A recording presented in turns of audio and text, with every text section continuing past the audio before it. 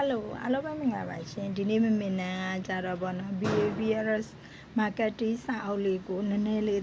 ညွှန်းပေးမယ်ပေါ့နော် behavioral marketing စာအုပ်မှာဆိုရင်အခုအသေးအလုံးစားလုံးမဲ့လူတွေအတွက်ဆိုရင်လုံးဝကိုဖတ်တဲ့စာအုပ်လေးတစ်အုပ်ဖြစ်ပါတယ်ဘလို့ဘာကြောင့်ဖတ်တဲ့လဲဆိုတော့သူအပိုင်းလေးနှစ်ပိုင်းခွဲခြားထားပါတယ်ပေါ့နော်ပိုင်းလေးနှစ်ပိုင်းခွဲခြားထားတာကြတော့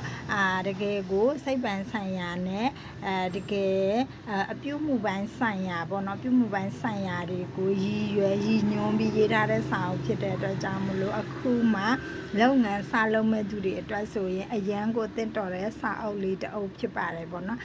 ဒီစာအုပ်လေးရဆိုရင်အမှကအလုံးစားလုံးတော့မှဆိုရင်သိထိုင်ရမယ့်အချက်လေးတွေရှိတယ်အဲ့ဒါဆိုရင်ကိုကအလုံးစားမလုပ်ခင်မှာဆိုကိုရဲ့မှတ်တမ်းနောက်တစ်ခုကကြတော့ဒီ social media နောက်တစ်ခုကကြတော့ website ပေါ်မှာလုံးဝ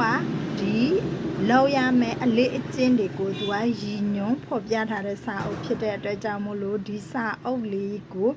ကဲ၍ကိုကဖတ်လိုက်မယ်ဆိုရင်ကိုလုပ်ငန်းတစ်ခုစလုပ်တော့မယ်ဆိုရင်ကိုမှရှိတဲ့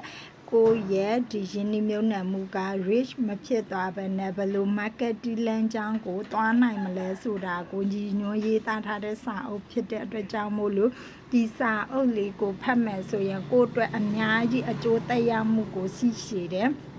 နောက်တစ်ခုကကြတော့ပေါ့နော်ဒီဈေးကွက်တွေမှာအောင်မြင်တဲ့ဈေးကွက်စာပွေမှုစနစ်မှာဆိုရင် online ရှိတယ် offline ရှိတယ်ပေါ့ဒါ online offline နှမျိုးလုံးရဲ့ဈေးကွက်စာပွေရေးစနစ်အတိအကျလေးကိုရည်ညွှန်းရေးသားထားတဲ့စာအုပ်ဖြစ်တဲ့အတွက်ကြောင့်မို့လို့ဒီစာအုပ်လေးကိုဖတ်လိုက်ခြင်းအဖြစ်အလုံးစားလုံးတော့မယ်ရင်းနှီးမြှုပ်နှံမှုအသေးစားလုံးတော့မယ်မမင်းရဲ့အသေးလေးတွေအတွက်ဆိုရင်လုံးဝကိုအဆင်ပြေမယ်ကိုဒီဘလို့လမ်းကြောင်းနဲ့ဖောက်ပြီးဘလို့လမ်းကြောင်းနဲ့အောင်မြင်နိုင်မလဲဆိုတာကိုသိချာရေးသားထားတဲ့ behavioral marketing စာအုပ်လေးဖြစ်တဲ့အတွက်ကြောင့်မို့လို့ကိုဒီ offline ဖောက်မယ်ဆိုရင်ဘလို့လုပ်ငန်းမျိုးကိုရင်းနှီးမြှုပ်နှံတင်ပြီးတော့ကိုက online လုပ်မယ်ဆိုရင်ဘလို့ရင်းနှီးမြှုပ်နှံမှုမျိုးကိုရင်းနှီးမြှုပ်နှံတဲ့နယ်ဆိုတဲ့အကြောင်းကိုရေးသားထားတဲ့ behavioral စာအုပ်လေးရဆိုရင်အရန်ကိုကောင်းတဲ့ဘာသာပြန်စာအုပ်တစ်အုပ်လည်းဖြစ်တဲ့အတွက်ကြောင့်မို့လို့LS ခိုင်ရေးထားတဲ့ဘာသာပြန်စာအုပ်လေးတစ်အုပ်ဖြစ်တဲ့ကြောင့်မို့လို့အကယ်၍